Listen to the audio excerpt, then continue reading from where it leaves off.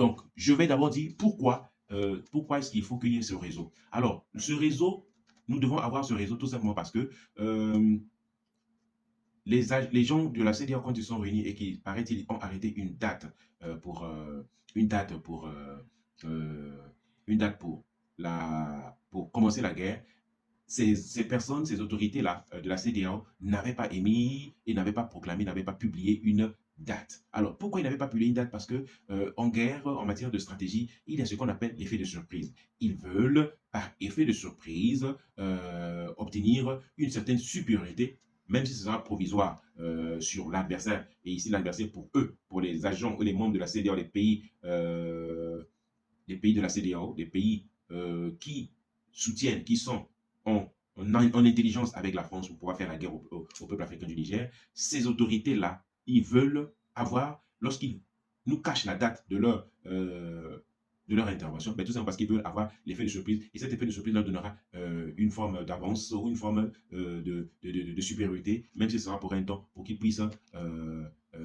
peut-être détruire ou encore disperser les troupes africaines du Niger, du Mali et du Burkina.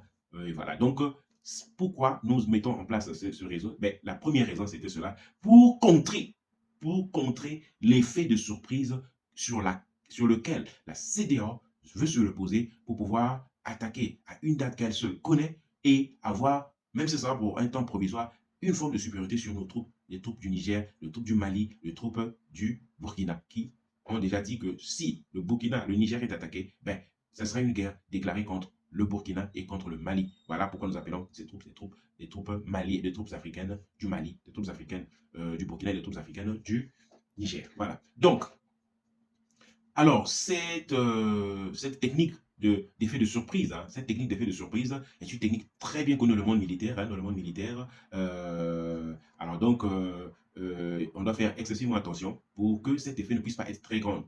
Alors, voilà pourquoi notre réseau d'alerte permettra de réduire ou d'amoindrir ou de contrecarrer cet effet de surprise pour qu'il n'y ait pas cet effet de surprise sur les troupes du Niger. Si, pendant qu'ils sont en train de se préparer et que les mouvements, vous qui êtes sur le terrain, vous sentez qu'il y a des mouvements, vous appelez ou vous envoyez des messages aux différents panafricanistes, aux chaînes panafricanistes, eux, ils auront le temps de pouvoir alerter les autorités maliennes, nigériennes et burkinabées pour qu'elles prennent leurs précautions et faire face à cet effet, à ces actions qui n'auront plus un effet de surprise, puisqu'ils auront été prévenus 24 heures, 48 heures ou 72 heures en avance. Donc, voilà le pourquoi de cet effet de pouvoir contribuer ou de pouvoir faire partie du réseau d'alerte pour contrecarrer les plans de la CEDEAO et mettre à nu leurs intentions et que l'effet de surprise sur lequel ils aimeraient compter pour pouvoir pour pouvoir disperser les troupes africaines du Niger, du Mali et du Burkina, que cet effet soit nul et même que cet effet ait un effet contraire. Voilà, que cet effet ait un effet contraire. Donc voilà un peu pourquoi nous devons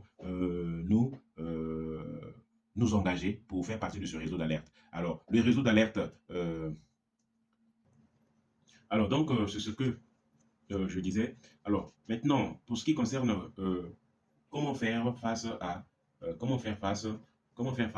ce. Alors, nous allons maintenant cette fois-ci parler de comment participer pour lancer les alertes. Alors, c'est très simple. Nous sommes dans tout le monde, vous qui m'écoutez, nous avons maintenant tous des téléphones.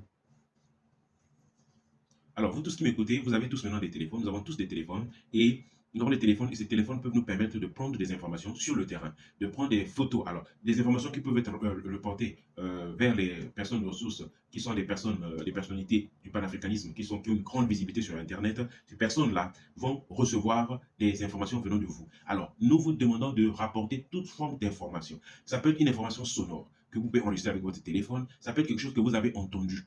Hein, vous devez être sûr que c'est l'information que vous avez reçue est vraie, vous la vérifiez, et quand vous êtes sûr qu'elle est vraie, vous pouvez l'envoyer pour qu'on gagne du temps. Voilà. Et vous pouvez aussi envoyer des informations sous forme de photos, hein, parce que vous êtes dans des régions, dans des villes et dans des zones où vous avez une certaine habitude de vie, des choses qui passent, des engins de tous les jours qui passent, ben, ça ne dérange et ça n'attire l'attention des personnes. Mais si vous voyez des engins, pas comme à l'accoutumée, des personnes suspectes, des véhicules suspects, vous pouvez faire des photos discrètement et puis les envoyer, les partager sur les réseaux sociaux en les faisant parvenir à ces personnes ressources dont je vous ai parlé, les panafricanistes qui ont une grande visibilité sur Internet, y compris même sur cette chaîne. Vous pouvez lancer, vous pouvez envoyer des messages, des vidéos, des photos, des enregistrements sonores. Voilà, donc ce sont ce genre de choses que vous envoyez. Alors, à quel moment vous pouvez les envoyer? Ben, dès que vous voyez quelque chose de suspect dans les airs, vous voyez quelque chose de suspect parmi la population, vous voyez quelque chose de suspect sur les routes, sur les voies, dans les forêts, sur les rivières, où que vous soyez, dès que vous avez vu quelque chose d'inhabituel qui sort de votre vie d'habitude, hein, des personnes, des êtres qui n'appartiennent pas à votre région, mais vous pouvez déjà faire si pour que votre information puisse monter au niveau des personnes ressources du panafricanisme. Eux, ils feront remonter l'information au niveau des différentes autorités, car parmi eux, certains ou beaucoup ont des liens ou des contacts avec certains membres du gouvernement. Ou encore, lorsqu'ils parlent, il y a certains membres du gouvernement qui peuvent les écouter, des gouvernements du Burkina, du Mali et du Niger, qui peuvent les écouter et qui pourront prendre votre information pour le rapporter aux autorités militaires du Niger, du Burkina et du Mali. N'oubliez pas que votre information, votre alerte, votre reportage ou encore la dénonciation que vous allez faire d'une quelconque présence peut sauver des vies, peut donner à la République sœur du Mali, du Niger et du Burkina une avance telle que l'effet de surprise espéré par le l'UEMOA, la CEDEAO plutôt, espéré par la CEDEAO, ben, n'aura pas son effet parce qu'au moment où ils croiront vouloir faire intervenir de façon de façon avec un effet de surprise réel, ben, ils seront désenchantés en verront que les troupes nigériennes seront déjà là en train de les attendre. Voilà, donc c'est cette façon nous pouvons à notre niveau combattre, nous pouvons à notre niveau intervenir pour que la guerre ne puisse pas avoir lieu. Parce que si tous les plombs, si par les chemins par lesquels ils veulent passer, vous avez eu le temps de les dénoncer, vous avez eu le temps de passer l'information au niveau des grandes figures du panafricanisme qui sont vraiment bien vus sur les réseaux sociaux, ben, l'information sera rapportée. Au mieux, ils seront découragés. Au pire, lorsqu'ils tenteront de faire une attaque, ben, ils seront déjà attendus de pied ferme par les militaires nigériens, maliens et burkinabés. Voilà donc à quoi consiste ce réseau d'alerte. N'oubliez pas, le réseau d'alerte est constitué, vous faites partie du réseau, et les autres, les panafricanistes, ceux qui ont une grande audience sur la toile, sur Internet, sur Facebook, sur YouTube, eux, ils vont relayer l'information au niveau des autorités burkinabées, nigériennes et puis maliennes pour pouvoir prendre au dépourvu les troupes de la CEDEAO, les troupes qui sont armées et équipées par l'armée française pour pouvoir faire du mal, tuer le vaillant peuple nigérien pour juste rétablir un être en la personne de M. Bazoum, qui, on ne sait pas s'il est Dieu ou que le Niger sans Bazoum serait l'enfer, on ne sait pas. Mais on va montrer aux Français, nous allons montrer au gouvernement français, à la France-Afrique, on va dire, que le gouvernement nigérien tiendra bon et que la victoire nous appartiendra. Voilà. Donc, voilà ce que je voulais. Donc, je résume encore pour ce qui concerne la mise en place de ce réseau d'alerte. Le réseau d'alerte, vous devez avoir toujours vos téléphones sur vous, où que vous soyez. Soyez attentifs, regardez des choses inhabituelles qui vont se passer.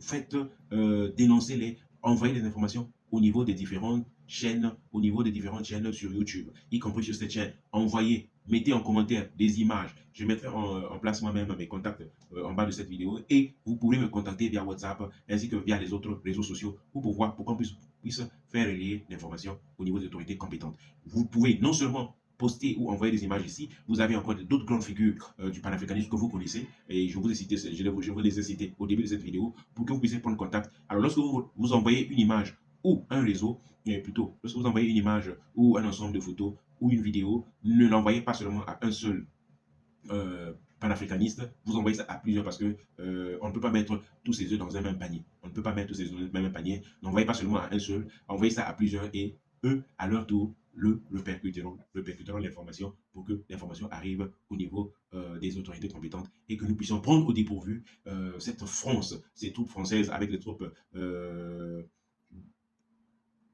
les troupes ivoiriennes et les troupes béninoises qui veulent aller faire la guerre au peuple le peuple africain du Niger. Alors, nous attirons particulièrement l'attention et nous voulons vraiment que dans ce réseau puissent adhérer des personnes vivant au nord du Bénin, parce que selon tout calcul, il est fort probable que l'attaque commence par là-bas, que l'attaque commence par le Niger et l'attaque du Niger commence par le nord du Bénin. Donc, à tous nos frères qui vivent au nord du Bénin, mettez-nous en alerte. Chaque fois que vous recevez une information, faites-la passer, faites-la circuler au niveau des réseaux sociaux, au niveau des grandes figures panafricanistes qui sont sur les réseaux sociaux. Et eux, ils relayeront l'information à qui de droit. Voilà la mission qui nous est...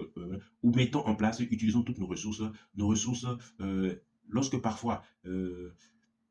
pour pouvoir bien comprendre, pouvoir bien suivre des personnes ou des gens qui cela puisse demander que vous dépensez un peu d'argent, mais faites-le, ça sera pour le bien-être des Africains, parce que ce que le combat que le Mali, le Niger et le Burkina sont en train de mener, c'est pour le bien-être de tous les Burkinabés, de tous les Africains, de tous les Maliens, de tous les Nigériens et par répercussion de tous les Africains. Voilà ce que je vous tenais à vous dire par rapport au réseau d'alerte que nous venons de mettre en place, que je viens de mettre en place. Les alertes ne vont pas s'arrêter sur ma page. Publiez-les partout, donnez acquis de droit aux grandes figures, hein, y compris sur cette chaîne ou encore sur notre chaîne YouTube. Faites-le sans retenue. Donnez des informations avec des détails et chaque fois que vous voyez des aéronefs, si vous avez la possibilité de les photographier, vous les photographiez et ça nous permettra de pouvoir les reporter aux autorités nigériennes, maliennes, burkinabées pour qu'elle puisse prendre des décisions adéquates et qu'elle puisse bien se prémunir contre l'attaque haineuse, l'attaque hideuse du gouvernement français contre les peuples paisibles du Niger, de l'Afrique de l'Ouest. Merci. Donc, c'est la fin pour cette première partie. Et dans peu de temps, nous allons passer à la seconde partie où je vais réagir un peu pour quelques minutes sur les déclarations de M. Macron qui, ma foi, on ne sait pas. On ne sait pas si maintenant les Français comprennent ou ne comprennent plus la langue qu'ils utilisent eux-mêmes, la langue française.